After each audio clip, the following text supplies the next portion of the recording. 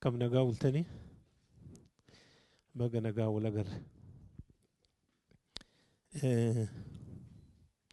جال قبرت أكما والتجير بيكسيسا في هاسا كيستو بوهيلون وچاتوري قويا دا واي جفنو دارمسا abdii gara qabatamaatti jijjiirame jedhuun marii gumii balal marsaa 46ffaa ni geggeeffama. Anillee asirratti argamuu kootiif baay'een gammadeen jira. Argamuu koo qofaa miti mata dureen hadha irra mari'annu mata duree baay'ee murteessaadha. Namoonni hirmaatanis namoota murteessaadha. Gumii balal yeroo baay'ee mata duree babbareedduu yaada babbareedaa biyya kana ijaaruu danda'an fudhatee ba'a. Kaadhaa kun immoo xinnoo ishee karaa adda ta'een irra mari'annee yaada ogummaa fi yaada beekumsaa waltajjiitti kenninudha. Jalqaba irratti kabajamoo Obbo Haayiluu Addunyaa hoogganaa biiroo kominikeeshinii Oromiyaa, kabajamoo Dr. Biraanuu Leenjisoo hoogganaa abbaa taayitaa galtee Oromiyaa fi hayyuu akkasumas naannoo bishaaniitti nama baay'ee hojjetee kabajamtuu hooggantuu adde Qonjiiti.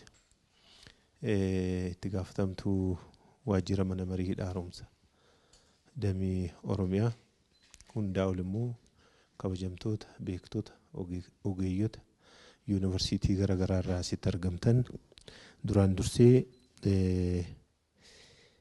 guyyaa har'aa waltajjii gumii balal marsaa 46ffaa mata duree injifannoo hidha haaromsaa abdii irraa gara qabatamaatti ifa qabatamaatti jedhuun geggeeffamu irratti hirmaachuuf argamtan hundi baga guyyaa kanaan isin ga'e baga kanaan geenne isin jechuun barbaada.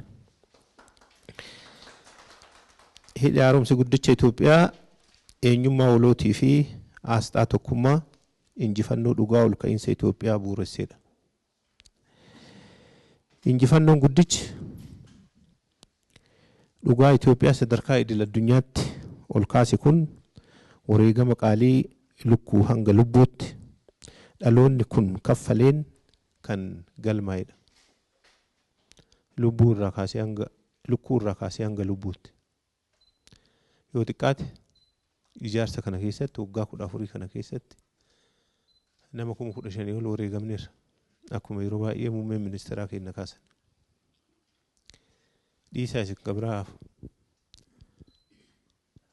simintoon ijaarsa kanaaf oolu laga mugur keessaa galtee isaa baafnee waarshaan geennee waarshaan isa oomishee achirraa fuunee isa feenee gubaan ga'uuf lubbuu baay'eetu gubateera.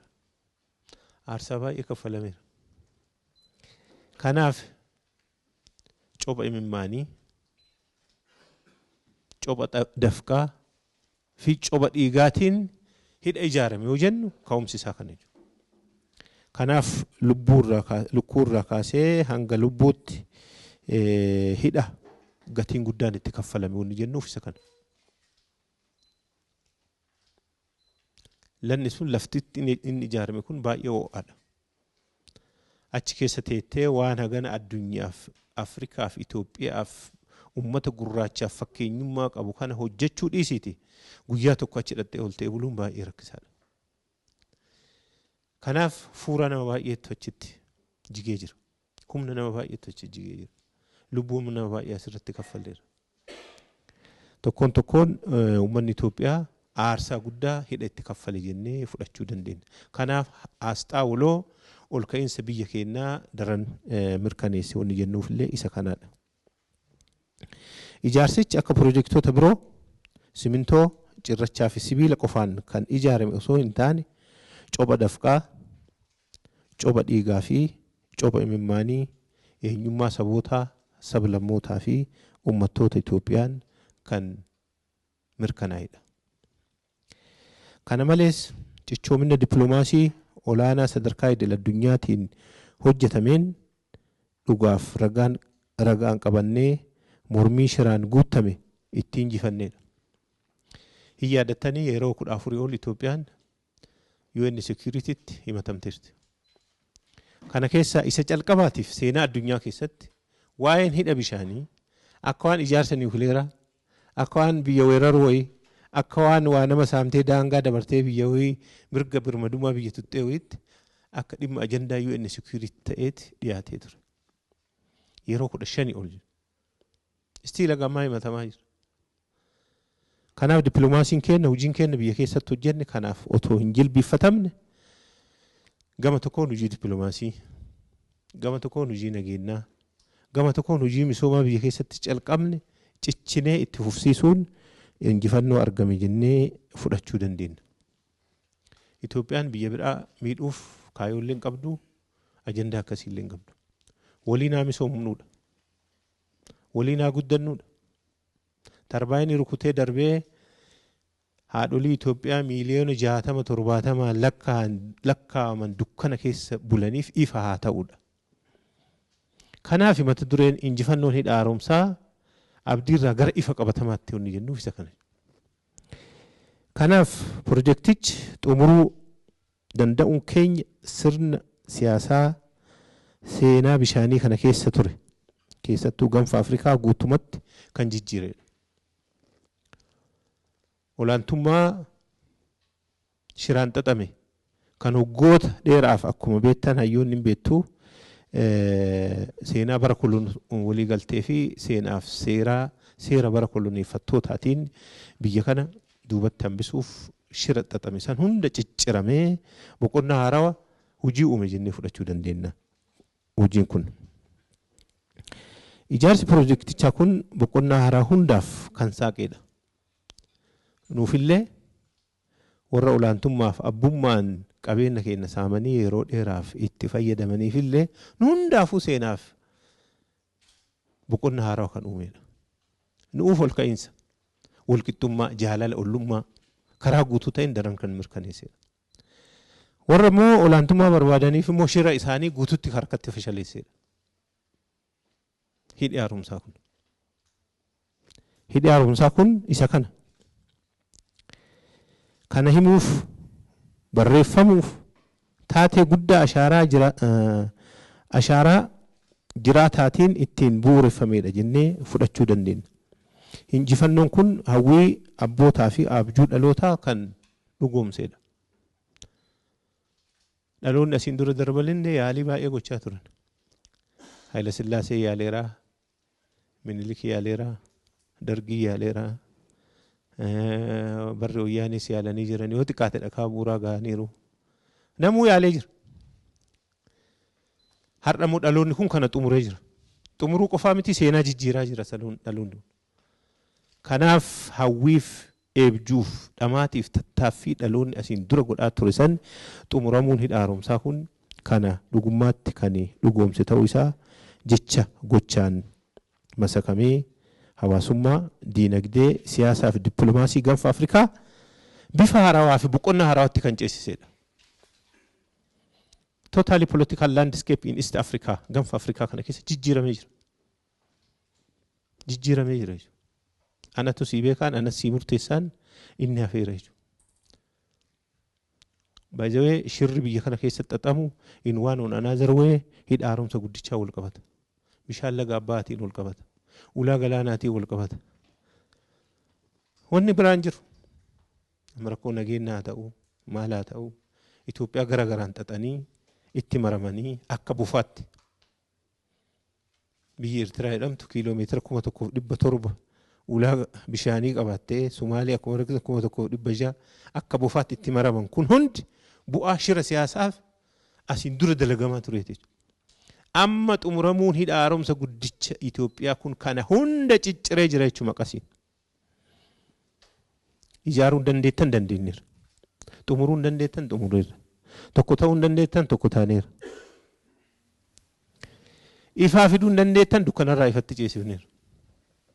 Akka hojjechuu dandeenyu akka waliigalaatitti immoo boqonnaa haaraa gaanfa Afrikaatiif the new chapter, the new thinking, the new phase boqonnaa uume jennee fudhachuu dandeenya. Kun akkanaan hin dhufne.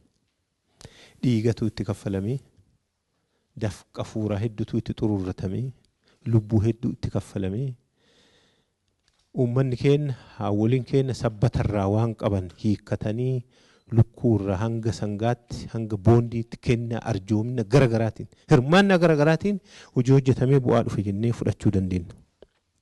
Kanaaf ergamni dhaloota kanaa idaa kuufame walharkaa fuudhiinsa dhalootaan as ga'e idaadha. Walitti bu'insi idaadha. Hiyyummaan idaadha. Wal dhabuun idaadha. Baqannaan idaadha.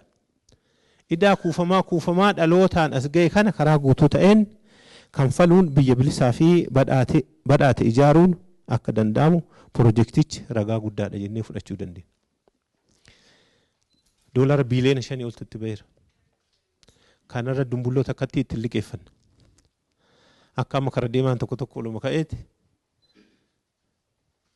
Hidha haaromsa guddicha Itoophiyaa qarshii kennaan ijaartan nuun jedhu kanaa miti.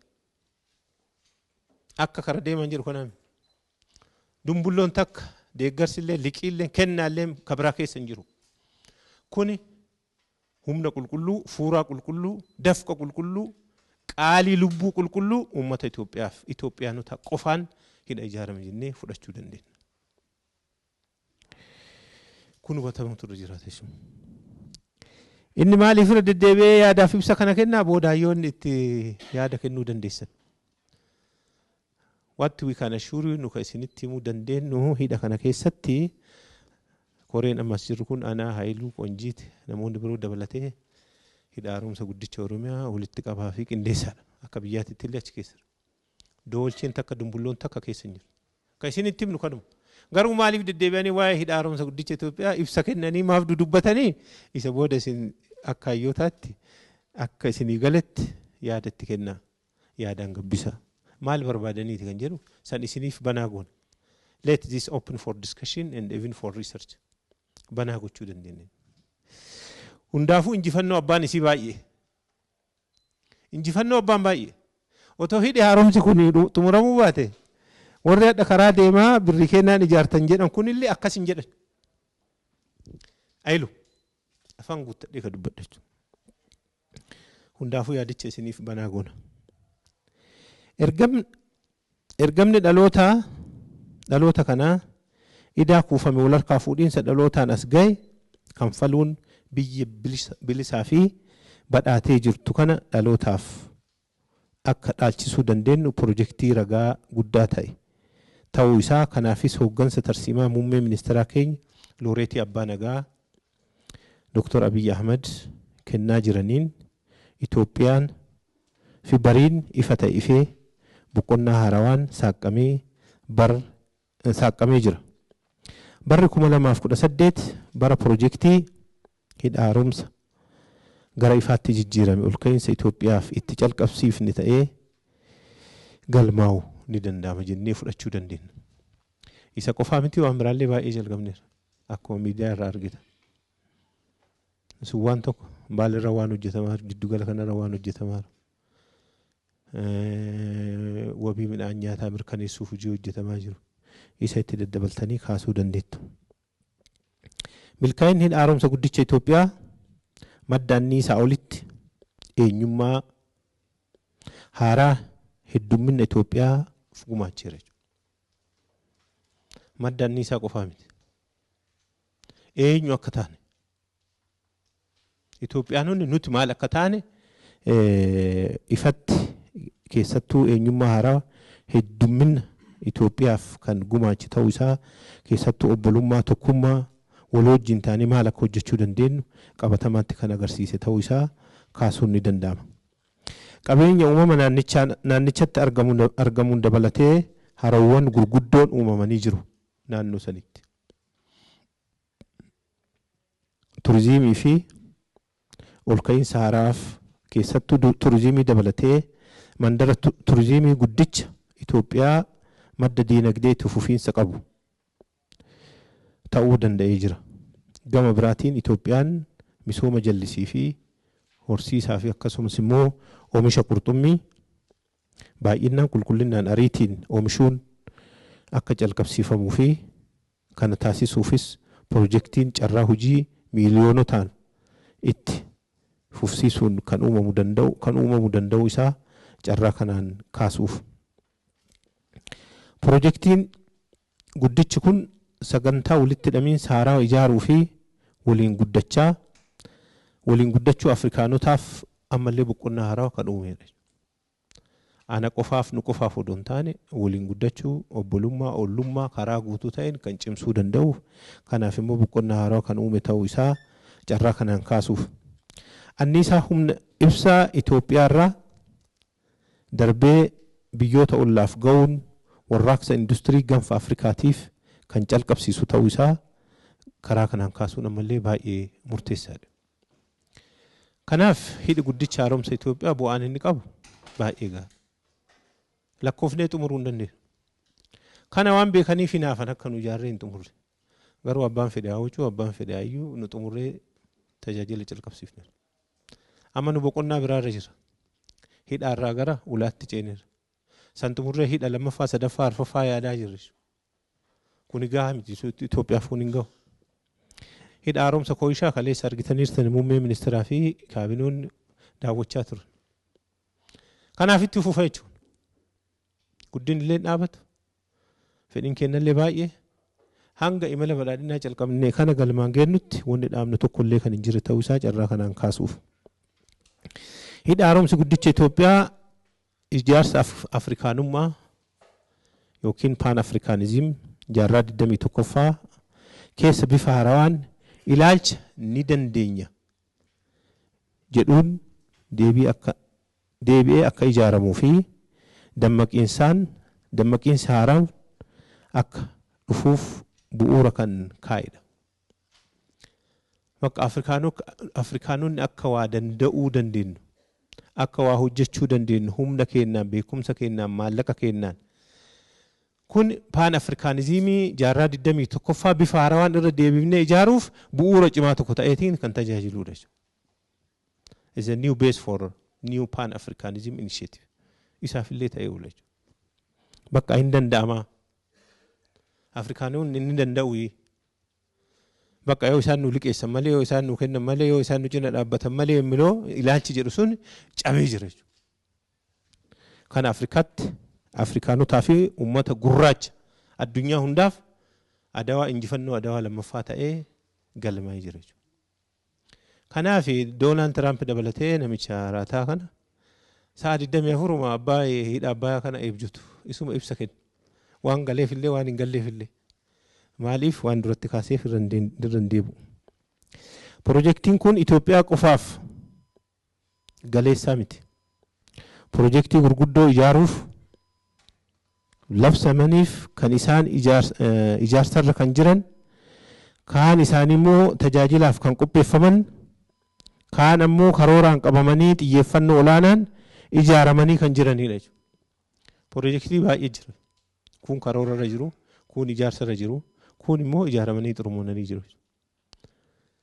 The existing, ongoing, and emerging projects kan jennu.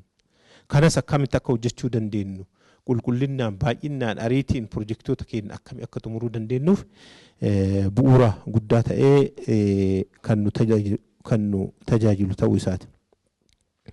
Barri kana booda jiru Itoophiyaaf bara ifaa, badhaadhinnaa fi ol ka'iinsaa, aggaammii, dhaadannoo, wacaa fi sodaachisaa akkasumas sodaachisaa fi gocha kamiifuu sadarkaa duubatti hin deebine irra ga'ee jira jechuudha. Barri amma keessa jiru kun aggaammiin kamuu biyya kana irratti aggaamamu irra deebi'anii giza 4 giza 5 akka laalan isaan godhee jiru. Amma oluma ka'ee Itoophiyaatti bu'a jedhee namni fiigu baay'een hin jiru. Lolli kaabaa kana nutti mul'isee jira. Wayyaaneen dhaadachaa giza 3 fiigaa dhuftee giza 3 gatii ishee argattee deebiteerti. Warri maqaa uummata Oromootiin nagadatu Oromiyaa keessa naannoo Amaaraa keessa naanna'ullee gatii isaanii argatanii jiru. Kana jechuun warri isaan erga isaan duuba jirullee akka dhaabbatanii of ilaalan ergaa guddaa dabarsee jira jechuudha. Kana barri kana booda jiru kun bara ol ka'iinsaati, bara ifaati, bara qananiiti, bara aggaammii kamiifuu hin jilbiiffanne. Qaamni gamaa gamanaa wacus yoo jiraate yeroo irra deebi'ee 2-3 itti yaadu akka yaaduu danda'u sadarkaa kanarraan kan geenye ta'uu isaa fi duubatti jijjiiramnii fi imalli badhaadhinaa calqabni kun duubatti kan hin deebine ta'uu isaa hubachuun baay'ee barbaachisaadha.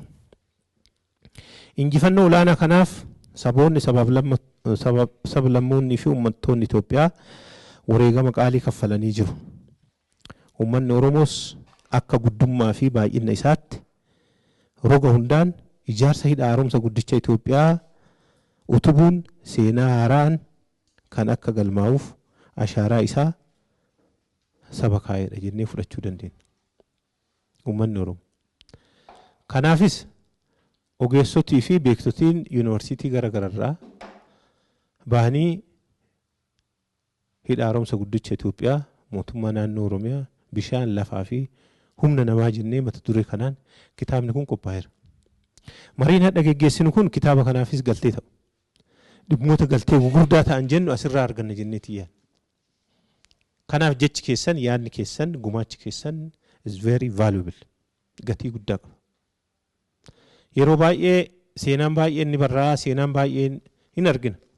Tokko jallataadha. Tokko fedhii murna aangoo yeroo sanirra jiran qofa karaa calanqisuun kan ibsamudha. Waa'ee hidha haaromsa guddicha Itoophiyaa illee yoo kaafnu akkuma beektan seenaa jallataa baay'ee jira. Lanni kunuu ka'een nu jedhamee beekama kibba Ijipti irraa ka'ee gara kaaba Ijiptiitti laga yaa'u. Akkamitti Itoophiyaanonni dhufanii asitti yoo laga kana hidhan maal godhatanii hagana jira jechuudha ilaalchota hagana daddabeetu jira jechuudha. Akka biyyaatti yoo fudhanne asii yoo deebinuu akka Itoophiyaatti asii yoo deebinuu akka Oromiyaatti waa'ee laga abbaa laga maali akkamitti yaadna as keessa gaheen Oromoo maali gahee maal bahe kachimenti eriyaan isaa gam gumaachi uummanni Oromoo fi lafte Oromiyaa keessaa laga kanatti bahu hagam kana sirriitti gadi qabnee laallee hubannee barreeffamaan kennee barreeffama uummata Oromoo seenaa yeroo kamuu ka'umsa riisarchoota itti aananiif riferensiif